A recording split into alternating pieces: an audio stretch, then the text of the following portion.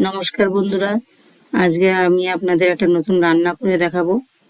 চানা মশলা করে দেখাবো। আপনারা দেখতে থাকুন আমি রান্নাটা কি করে করছি। টমেটো কেটে নিয়েছি, এবারে বেটে নেব।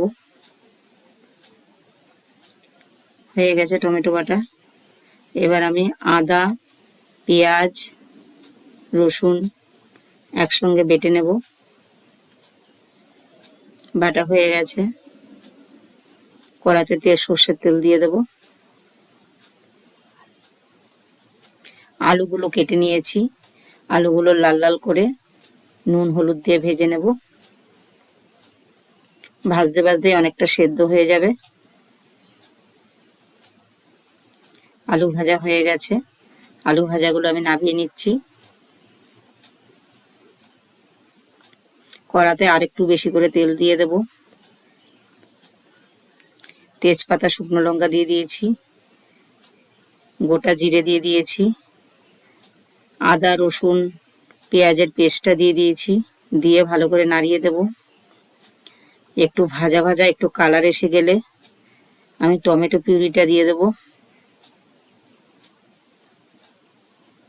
ভালো করে মিশিয়ে দেব একসঙ্গে।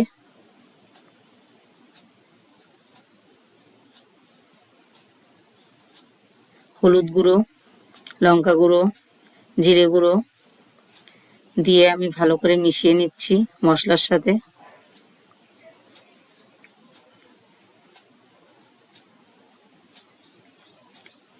নুন দিয়ে দিচ্ছি স্বাদ মতো, মিষ্টি দিয়ে দিচ্ছি স্বাদ মতো। দিয়ে আমি আবারও ভালো করে মশলার সঙ্গে ভালো করে মিশিয়ে নিচ্ছি।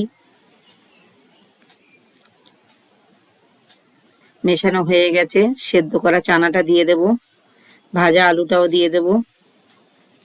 দিয়ে আমি ভালো করে নাড়িয়ে দেব।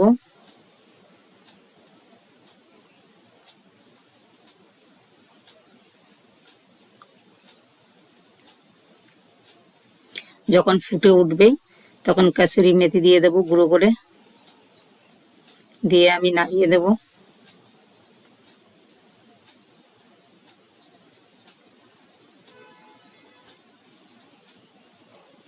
রান্নাটা প্রায় শেষের পর্যায়ে।